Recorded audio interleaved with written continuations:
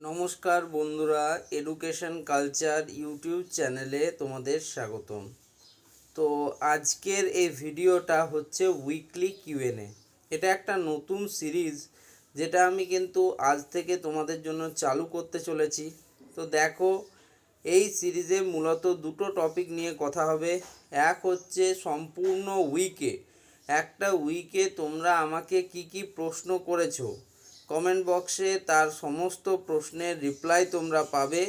এবং দ্বিতীয় জিনিস, একটা সম্পূর্ণ উইকে কি কি ঘটনা ঘটেছে, ধরো স্টেট কাউন্সিলের আন্ডারে কি কি নোটিশ প্রোভাইড হয়েছে, বা তোমাদের গরমের ছুটি নিয়ে কি নোটিশ দেওয়া হলো, লোকসভা ইলেকশনের জন্য কি কি হতে চলেছে, বা ম্যাকআউটের আন্ডারে কি নতুন নোটিশ পাবলিশ হয়েছে, জেক্সপো হোগলেট স্টুডেন্টদের জন্যই বা নতুন কোনো নোটিশ এসেছে কিনা, বা আমাদের কি কি হয়েছে, মানে ওভারভিউ বলতে পারো। একটা ছোট্ট করে ওভারভিউ কিন্তু দেওয়া হবে। প্রত্যেক সপ্তাহে একটা করে কিন্তু কিউএনএ আসবে সোমবার দিন।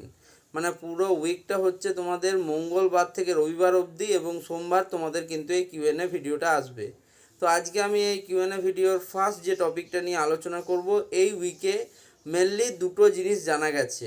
এক হচ্ছে তোমাদের ডিপ্লোমার যারা সেকেন্ড, ফোর্থ এবং সিক্স সেমিস্টারের স্টুডেন্টরা, অর্থাৎ ইভেন্ট সেমিস্টারের স্টুডেন্টরা রয়েছে, তাদের কিন্তু তোমাদের এক্সাম হওয়ার যে প্রবাবল ডেট সেটা যে জুনে, তোমরা সেটা বুঝতেই পেরেছো।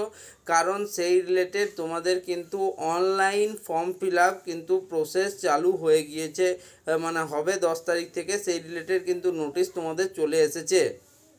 তো এটা একটা নোটিশ ছিল যেটা কিন্তু পাবলিশ হয়েছিল, এবং সেখানে তোমাদের কিন্তু 250 টাকা অ্যাজ আ রেগুলার স্টুডেন্ট তোমাদের ফিজ পেমেন্ট করতে হবে, এবং যারা ক্যাজুয়াল স্টুডেন্ট তাদের 150 টাকা বা 150 টাকা ফিজ পেমেন্ট করতে হবে। তো এটা ছিল কিন্তু ফার্স্ট নোটিশ, যেটা কিন্তু মোস্ট ইম্পর্টেন্ট নোটিশ বলতে পারো এই উইকে। সেটা কিন্তু পাবলিশ হয়েছিল diploma second, fourth and six semester বা ইভেন্ট সেমিস্টার স্টুডেন্টদের জন্য। দ্বিতীয় হচ্ছে যে তোমাদের গরমের ছুটি বিষয়ে তোমরা জানো যে যে টেকনিক্যাল এডুকেশন যে ডিপার্টমেন্ট, সেটা কিন্তু একটা নোটিশ ইস্যু করেছিল, এবং সেই নোটিশের ভিত্তিতে তোমাদের বিড়লা ইনস্টিটিউট অফ টেকনোলজি যে কলেজটি রয়েছে, তার প্রিন্সিপাল ইনচার্জ যিনি রয়েছেন, তিনি কিন্তু তাদের নোটিশ বোর্ডে একটা নোটিশ পাবলিশ করেন, যেখানে তিনি গরমের ছুটির ব্যাপারে লিখেছেন যে তোমাদের 13ই মে, অর্থাৎ 13/5/2024 তারিখ থেকে 18ই জুন, অর্থাৎ 18/6/2024 পর্যন্ত কিন্তু টানা ছুটি থাকবে। এই সময়ের মধ্যে কোনো রকমভাবে তোমাদের একাডেমিক যাতে কোনো অসুবিধা না হয়, সেই রিলেটেড সমস্ত দিকটা সেখানে দেখা হবে। আশা করছি তোমাদের কিন্তু সেই সময়ে অনলাইন ক্লাসেসও হবে। তার আগেই অবশ্য নোটিশ চলে এসেছিল তোমাদের লোকসভা ইলেকশনের জন্য যে যে কলেজগুলিকে ভোট কেন্দ্র হিসেবে নির্ধারণ করা হয়েছে, সেখানকার কলেজগুলো সেই দিনগুলিতে ছুটি থাকবে, এবং তাই সেই জন্য কিন্তু তোমাদের অনলাইন ক্লাসেসের ব্যবস্থার করার কথাও কিন্তু কাউন্সিল বলেছিল। এবার আসি ম্যাকআউটের। তো ম্যাকআউটের কিন্তু CA4 এক্সামের ব্যাপারে, এবং তোমাদের ফাইনাল যে ইভেন্ট সেমিস্টার এক্সামিনেশন কবে হবে সেই রিলেটেড কিন্তু নোটিশ পাবলিশ হয়েছে, এবং তোমরা অলরেডি সেই নোটিশ কিন্তু দেখতে পেয়েছো। এই চ্যানেলে সম্পূর্ণ নোটিশটা আছে, তোমরা সেটা দেখতে পাবে। এবং তোমাদের কিন্তু এখনও অবধি যে পিপিআর প্রসেস, সেই প্রসেস কিন্তু চালু হয়নি, যেহেতু অনেক কলেজের রেজাল্ট কিন্তু এখনও অসম্পূর্ণ বা ইনকমপ্লিট রয়ে গিয়েছে। তো এটা ছিল ম্যাকআউট রিলেটেড নোটিশ। আর দ্বিতীয়, এবার আসি যে আমরা তৃতীয় ব্যাপারে, জেক্সপো ভোগলেট স্টুডেন্টদের। তো জেক্সপো ভোগলেট স্টুডেন্টদের মূলত কিন্তু তোমাদের যে ভেরিফিকেশান, সেটা কিন্তু এখনও কোনো কোনো ক্ষেত্রে পেন্ডিং দেখাচ্ছে। তো তার পিছনে সম্ভাব্য আমি অনেকগুলো কারণের কথা উল্লেখ করেছিলাম, যেমন হচ্ছে তোমাদের লোকসভা ইলেকশন 2024-এর জন্য কিন্তু যথেষ্ট পরিমাণ যে স্টাফ, তার কিন্তু মানে সেক্ষেত্রে বলবো তাদের কিন্তু পরিমাণ অনেক কম রয়েছে।